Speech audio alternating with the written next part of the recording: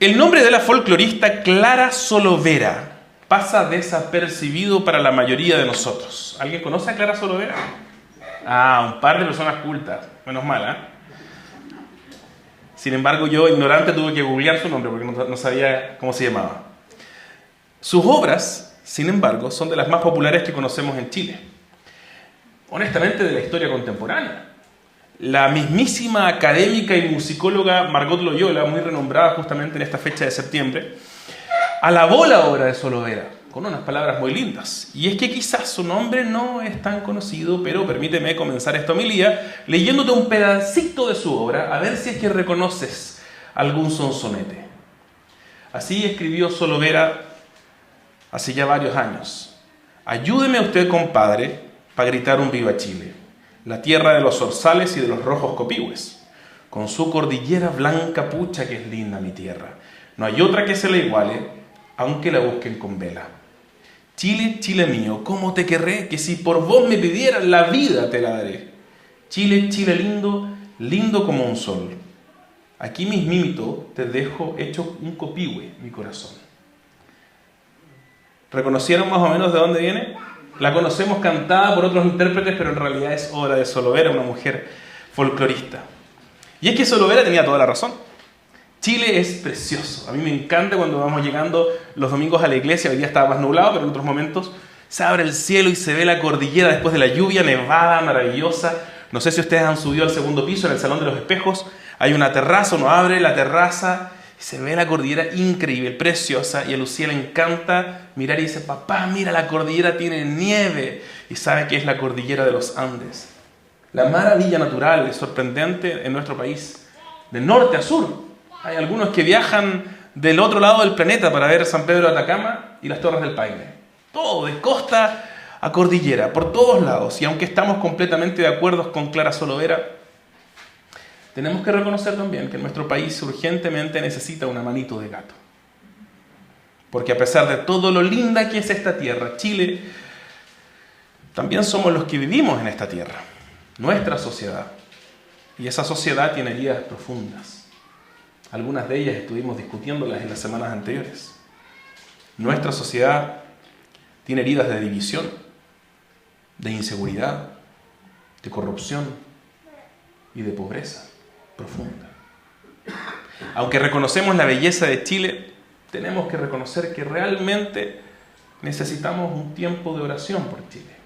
Y quizás no deberíamos tener uno solo al año, sino varios. Creo que a todos nosotros nos encantaría cantar Chile, Chile lindo. Lindo como un sol, pero sin peros. Sin tener que decir, bueno, sí, Chile es lindo, pero. Chile es maravilloso, pero. Nos encantaría cantar ese tipo de canciones sin notas a pie de página. La pregunta es ¿cuándo? ¿Cuándo vamos a ver a nuestro país como nos gustaría verlo? ¿Cuándo va a ser el día en que no tengamos ningún pero para describir a Santiago, para describir a Vitacura, a Las Condes? ¿Cuándo vamos a tener un momento en que podamos decir sin ningún pero, Chile lindo, Chile es como un sol? Pucha que es linda mi tierra. ¿Cuándo va a ser el día en que podamos decir pucha que es linda mi tierra y al mismo tiempo decir pucha que es justa nuestra sociedad? Pucha que es segura, que unida, que honesta en nuestra sociedad. ¿Hasta cuándo vamos a esperar para que Chile sea como nos gustaría que fuera? Hoy vamos a escuchar la respuesta de Jesús a esa misma pregunta. Y lo vamos a hacer recorriendo el principio del Evangelio según San Marcos. Así que, hermanos, les invito a poner atención a la palabra de Dios en Marcos 1, del 1 al 15. El que tenga oídos para oír, que oiga. Así dice el Evangelio según San Marcos. Principio del Evangelio de Jesucristo, el Mesías, Hijo de Dios. Tal como está escrito en el profeta Isaías: he aquí, yo envío mi mensajero delante de ti, el cual preparará tu camino. Voz del que clama en el desierto: preparen el camino del Señor, hagan derechas sus sendas. Juan el Bautista apareció en el desierto predicando el bautismo de arrepentimiento para el perdón del pecado. Acudía a él toda la región de Judea y toda la gente de Jerusalén. y confesando sus pecados, eran bautizados por él en el río Jordán. Juan estaba vestido de pelo de camello, tenía un cinto de cuero a la cintura y comía langostas y miel silvestre. Y predicaba diciendo: tras mí viene uno que es más poderoso que yo, a quien no soy digno de inclinarme y desatar la correa de sus sandalias. Yo los he bautizado a ustedes con agua, pero Él los bautizará con el Espíritu Santo. Sucedió que en aquellos días Jesús de Nazaret vino de Galilea y fue bautizado por Juan en el Jordán. Inmediatamente al salir del agua vio que los cielos se abrían y que el Espíritu descendía sobre él como una paloma. Y vino una voz de los cielos que decía: tú eres mi Hijo amado, en ti me he complacido. Enseguida el Espíritu lo impulsó a ir al desierto, y estuvo en el desierto 40 días, siendo tentado por Satanás, y estaba entre las fieras y los ángeles le servían. Después de que Juan había sido encarcelado, Jesús vino a Galilea predicando el Evangelio de Dios. El tiempo se ha cumplido, decía, y el reino de Dios se ha acercado. Arrepiéntanse y crean en el Evangelio. Hermanos, esta es palabra de Dios. Gracias, Señor. La Iglesia Cristo Redentor Vitacura ya ha estado por varios meses recorriendo la Biblia de principio a fin, y la semana pasada comenzamos este viaje por el Nuevo Testamento con el comienzo del Evangelio según San Juan. Y San Juan, dijimos, comienza bastante más atrás que Marcos. Marcos quiere comenzar con el ministerio de Jesús, ¿no? Al tiro comienza aquí el principio del Evangelio de Jesucristo el Mesías. Y vamos, 2 cucharadas y a la papa. Pero Juan está pensando mucho más atrás. Comienza antes de la creación misma. En el principio estaba el Verbo y el Verbo era Dios. Hoy nos encontramos con Marcos, bien distinto que Juan. Probablemente el primero en escribir su evangelio, el primer evangelista. Y Marcos no se da vueltas, quiere ir directo al grano. De hecho, no sé si se fijaron, pero en la misma lectura, Marcos dice una de las palabras favoritas de Marcos, probablemente la expresión más repetida de todo el evangelio. En el verso 12 dice, enseguida. Y esa palabra la ocupa muchas veces a lo largo del evangelio. Enseguida, enseguida, enseguida. Marcos está bastante ansioso de contarnos la historia de Jesús.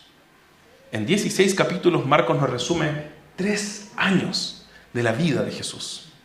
Y para hacerlo ocupa cerca de la mitad de las palabras de sus colegas evangelistas. O sea, Marcos es fácilmente la mitad del resto de los evangelios. Es decir, Marcos quiere decirnos lo más importante, lo más rápido posible. Así que más nos vale poner atención a su mensaje. Porque si no, nos va a pasar como cuando vemos una película y de repente no sabemos qué pasó porque miramos para otro lado.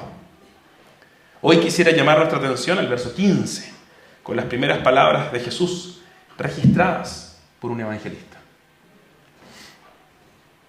El tiempo se ha cumplido, decía, y el reino de Dios se ha acercado. Arrepiéntanse y crean en el Evangelio. Evangelio es un término de origen griego que básicamente significa buenas noticias o buen anuncio.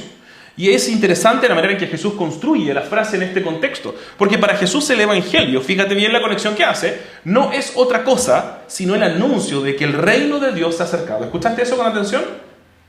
Para Jesús, el Evangelio es que el reino de Dios se ha acercado. El único Evangelio que Jesús predicó es el Evangelio del reino de Dios. Es verdad tanto en Marcos como en Mateo y en Lucas.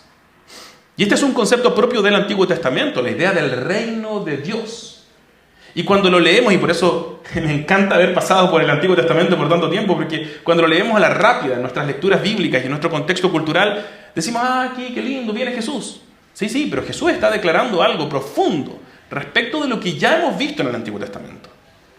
El Antiguo Testamento prometía que un día los reinos de este mundo pasarían. El sometimiento de Israel a estas grandes potencias del mundo, ¿cierto? Desde Babilonia, Persia, desde los griegos a los romanos, un día pasarían esos reinos. Y vendría entonces Dios mismo a instaurar su reino por medio de su rey prometido, el Mesías. Y en ese reino, Dios había prometido la restauración de todas las cosas. Toda la creación, toda la sociedad, todos nosotros, todo ser humano, toda vida humana sería restaurada con el reino de Dios y su Mesías, su Rey. El reino de Dios en el Antiguo Testamento y esa expectativa es un reino de justicia. ¿Se acuerdan de 2 de Samuel 7 cuando lo vimos? El rey prometido sería un rey que traería un reino eterno de justicia, de paz, Daniel 7, de misericordia una y otra vez se nos promete en el Antiguo Testamento. Un reino que restauraría la creación, la sociedad y nuestros propios cuerpos y nuestras propias mentes. La promesa del Antiguo Testamento es tremendamente ambiciosa. Por eso es que Crónicas, que fue el último pasaje que vimos del Antiguo Testamento, nos deja con un sabor amargo, porque no se han cumplido las promesas. Termina el Antiguo Testamento con puntos suspensivos. El reino de Dios vendría con el Rey de Dios para restaurarlo todo. Y cuando digo todo, también Chile, también nuestro país, también nuestra sociedad, nuestra naturaleza, también nosotros mismos. Y esa restauración se nos acercó por primera vez, tangiblemente, en la primera venida de Jesús. En esta página está el registro de cuando vimos el reino de Dios acercarse a nuestra decadencia, a nuestro dolor, a nuestra expectativa, anhelo.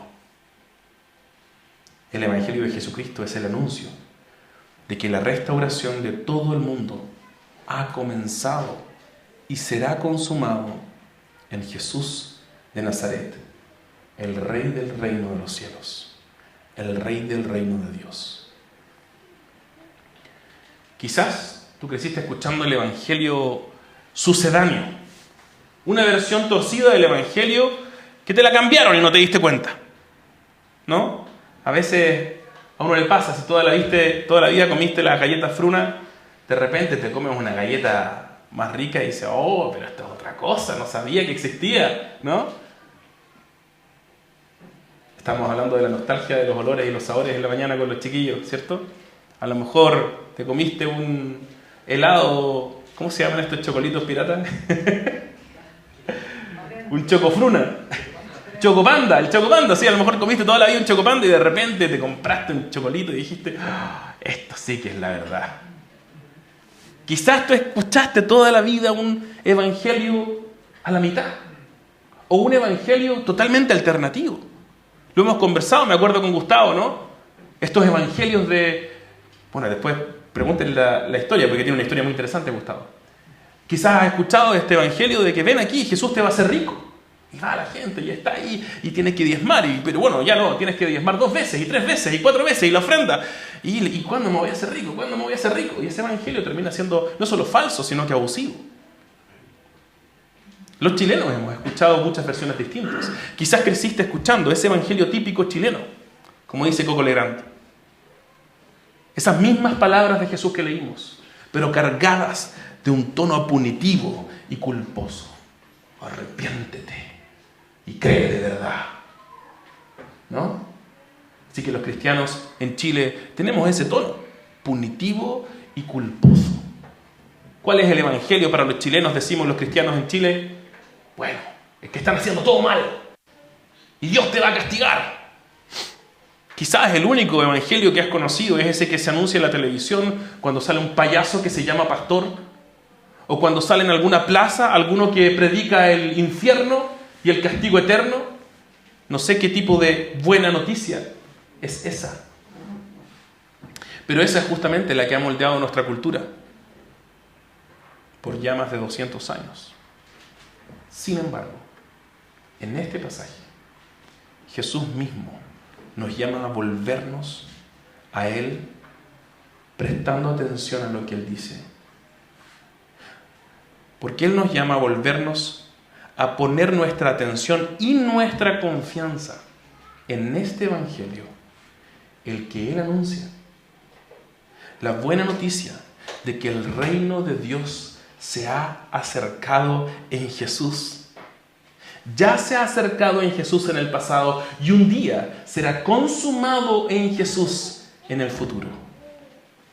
Nuestro país será completamente restaurado. Las calles más difíciles, tomadas por el narcotráfico, serán lugares en que los niños correrán felices. El sistema social, que por un lado tiene a algunos muriéndose de hambre y por otro lado paga los sueldos millonarios de políticos corruptos, será reemplazado por una sociedad justa. Nuestra sociedad dividida, y lo hablamos la semana pasada, un día será completamente restaurada y reconciliada. Nuestras peores heridas serán sanadas y un día esas cicatrices serán razón para alabar al Señor y abrazarnos y celebrar juntos su obra en medio de nosotros. Pero ¿cuándo? ¿Cuándo veremos a Chile como queremos verlo? Cuando Cristo vuelva a terminar lo que ha comenzado. Entonces Chile realmente va a ser lindo como un sol. Y quizás estás preguntándote cómo sabemos que eso realmente va a pasar, porque llevamos 2000 años esperando que Cristo vuelva y no ha pasado nada.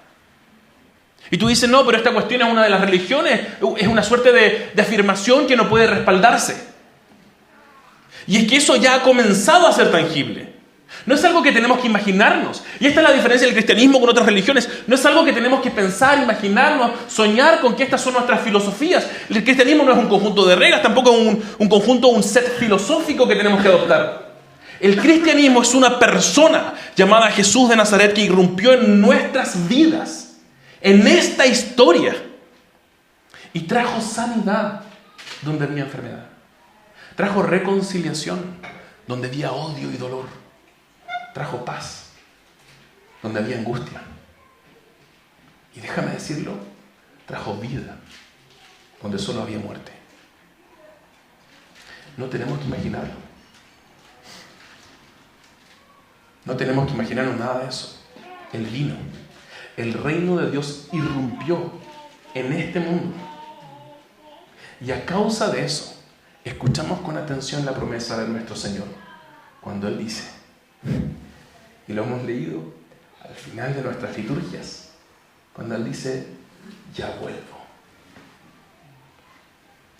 Sin importar cuánto se han esforzado los historiadores más ateos, Jesús de Nazaret es el personaje de la historia antigua más respaldado por la evidencia, y esto es un hecho. Más de 20.000 manuscritos confirman la historia de los evangelios. Esta historia que te estoy contando es la historia más seriamente respaldada por el registro histórico de la historia antigua. No hay otra. Lo que estudiamos en las universidades y en nuestros colegios, Platón y el mismo Homero, pensamos que quizás Homero existió y era una de esas. La Ilíada es una historia basada en la realidad, pero quizás no. Jesús de Nazaret, 20.000 manuscritos. Y a pesar de la resistencia romana, evidente en la historia, a pesar de la resistencia judía contra el cristianismo, no hay un solo historiador en toda la historia que se haya atrevido a negar quién fue Jesús. No les gustaba, no lo creían, lo ponían en duda, pero nunca nadie dijo Jesús no existió.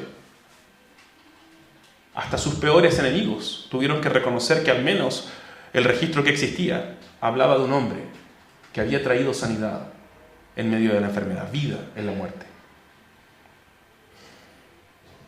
El rey del reino vino, tal como prometió. El rey del reino de Dios prometió volver, ya no para acercar el reino, ya no para inaugurar el reino, sino para traerlo consumado a este mundo. Y cuando digo este mundo, me refiero a esta tierra.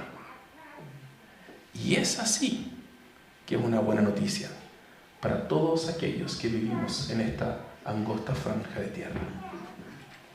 Chile será lindo como un sol, cuando el Rey Jesús vuelva y con él traiga la consumación del reino de Dios sobre nuestro país y sobre nuestra sociedad. Entonces vuélvete. Si llegaste hoy día porfiando con Dios, si llegaste hoy día escondiéndote de Él, y hermano, no nos engañemos, todos nosotros nos arrancamos constantemente de Dios. Somos como los niños, un niño chico que agarra la mochila, echa un plátano y dice: me voy de la casa, enojado. No te voy a hablar más, papá. Y sale por la puerta. Pero sigue comiendo en la mesa, sigue viviendo en la casa. Ya no te hablo, pero necesito mi mesada. Yo no quiero nada que ver contigo. Pero, ¿cuál es la clave de Internet? Arrepiéntete y cree, dice Jesús. La palabra que Jesús está ocupando ha sido también cargada de una negatividad culposa en nuestra cultura. Pero esa palabra, que viene de un verbo griego, significa darnos vuelta. Arrepentirnos es cambiar de rumbo en la vida. Es volverse de una manera de pensar y vivir a otra manera de pensar y vivir. Ya no contraria a Dios, sino ahora en confianza y lealtad al Rey Jesús. Así que date vuelta y pon atención a lo que Cristo te está ofreciendo. Ven a Él y conviértete en ciudadano del reino de los cielos, agente de restauración en el presente, para nuestro Chile, para nuestros compatriotas, para tus colegas, compañeros de trabajo, compañeros de estudios, vecinos, amigos. Vuélvete y cree la buena noticia de que el reino de Dios ya ha comenzado a instaurarse en medio de nosotros y será completamente consumado en el futuro para nosotros. En Cristo, Chile será restaurado. Y un día lo vamos a ver lindo como el sol. Y esa es una muy buena noticia para los chilenos. Una mejor noticia, creo, que la que algunos de nuestros hermanos proclaman a veces. Entonces, hermanos, volvámonos y pongamos nuestra confianza y lealtad en el Rey Jesús, que va a traer esa restauración. Mientras estaba preparándome para pararme acá adelante, me acordé de una historia. Y a causa de que veo los rostros hoy día, pensé en esta historia que sería interesante contárselas. Hace ya unos cuantos años llegamos al 2015 acá, 8 años atrás. Estábamos nosotros viviendo en Santiago Centro y teníamos un vecino al lado que era inglés. Neil se llamaba. Neil era la pesadilla de todo el edificio. Todos me hablaron mal de Neil cuando llegué. No, es terrible, es loco, no hay que acercarse a él, no le hable, no le toque, no. Y bueno, los cristianos somos medio porfiados para esas cosas, así que yo fui y empecé a conversar con él y tuvimos una buena onda. Después de un tiempo, Neil me toca a la puerta de la casa. Yo abro la puerta y antes de decirle adelante, hola, ¿cómo estás?, Neil entra como caballo chavetado a la casa, se sienta en mi sofá, traía 2 cervezas en la mano, los pone sobre la mesa y me dice: evangelízame, así tal cual. ¿Qué le dirías tú a Neil o a tu amigo vecino si se sienta en tu living y te dice evangelízame? Me encantaría contarte la historia de cómo yo supe exactamente qué decirle a Neil, pero la verdad es que entré en un ataque de pánico. Terminé en urgencias en la clínica Santa María. No, mentira. No supe qué decirle. Y a veces nos pasa eso, que decimos evangelízame, o hay que evangelizar. ¿Qué significa eso? ¿Qué es evangelizar? Porque nos dijeron que el evangelismo tenía que ver con decirle a la gente que es culpable. Y andamos por la vida y hola, ¿cómo estás? Y Jesús te perdona. Y la gente dice: ¿de qué me estás hablando? ¿Qué es evangelizar? Evangelizar es compartir el evangelio. ¿Cuál evangelio? El evangelio de Jesús. El evangelio del reino de Dios. El evangelio que nos convoca a nosotros como cristianos y como iglesia a ser no solamente gente que habla el evangelio, sino que encarna el evangelio, que trae el reino de Dios en un mundo de reino de las tinieblas. Y es interesante para mí porque después de la historia que leímos en el mismo capítulo, viene el llamamiento de los discípulos. Y Jesús dice estas palabras en el Evangelio de Marco: vengan conmigo, les dice a los discípulos, y yo haré que ustedes sean pescadores de hombres. Y ahí nos imaginamos todas las cosas y tácticas y técnicas que hemos aprendido. No, lo que pasa es que los 3 puntos para conocer a Dios, los 5 pasos para el retiro, el evento, no sé, lo que sea que tú tienes en la cabeza. Pero ¿qué está diciendo Jesús cuando dice, vengan y yo los haré pescadores de hombres? Vengan. Y yo los haré ciudadanos del reino de los cielos, que comparten y encarnan el reino de Dios. Que comparten y encarnan la transformación de todas las cosas en Cristo. Tú eres un pedacito del cielo en la tierra. Si estás en Cristo, tú eres fuente de consuelo en medio de la angustia. Tú eres luz en las tinieblas. Tú eres aquel que trae sanidad a la enfermedad. Quizás no somos médicos, no todos como la Coti podemos decir que traemos eso de manera literal, pero sí podemos sanar algunas de las heridas profundas que tiene no solamente la sociedad. A lo mejor vamos a sanar Chile, es muy ambicioso, pero quizás podemos empezar por la persona que se sienta al otro lado de tu escritorio, por el vecino que corta el pasto al lado tuyo. Estamos llamados nosotros a ser pescadores de hombres, gente que proclama y que encarna la restauración de todas las cosas en Jesús, el Rey prometido. La razón por la cual lo definimos así es porque eso es exactamente lo que hizo Jesús. Dios no nos mandó una nota, o a veces abrimos entusiasmados en nuestros correos, me llegó una carta, pero era una cuenta del banco, un recordatorio de la deuda. Jesús no nos manda una carta. Jesús vino, Él mismo, sanó, amó, cuidó y cultivó Él mismo. Así es como se manifiesta el reino de los cielos, anunciando y amando, encarnando. Tremenda tarea tenemos, hermanos. Así que mientras esperamos la gloriosa venida de nuestro Señor y Salvador Jesús, mientras esperamos la restauración de nuestro país y que las calles sean maravillosas, estamos llamados a restaurar ese lugar que habitas constantemente. Quizás tu calle, quizás la familia de tu vecino que está pasando por una crisis, quizás el corazón de un hermano, un amigo que lo está pasando mal en angustia. Nosotros somos ahora el tentempié del festín que vendrá cuando Cristo vuelva. Chile será restaurado y es restaurado hoy por medio de aquellos que somos llamados su pueblo. Oremos. Padre Celestial, te damos gracias por el privilegio que tenemos de ser chilenos, de vivir en esta tierra preciosa. Gracias, Señor, por las montañas maravillosas que nos recuerdan tu poder para crear los cielos preciosos, el mar, toda la costa de Chile, Señor, de norte a sur, precioso mar. Gracias por tu creatividad, por todo lo lindo, los bosques, las playas. Gracias, Señor. Queremos, Padre, que esa belleza que tú nos has mostrado en la creación combine con una sociedad transformada en Cristo. Esperamos y anhelamos tu venida, Señor Jesús, y queremos decirlo siempre: ven, Señor Jesús.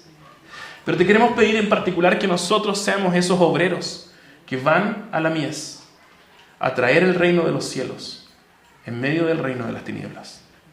Ayúdanos a proclamar y encarnar el Evangelio, la buena noticia de que tú restaurarás todas las cosas, incluyendo nuestro precioso país.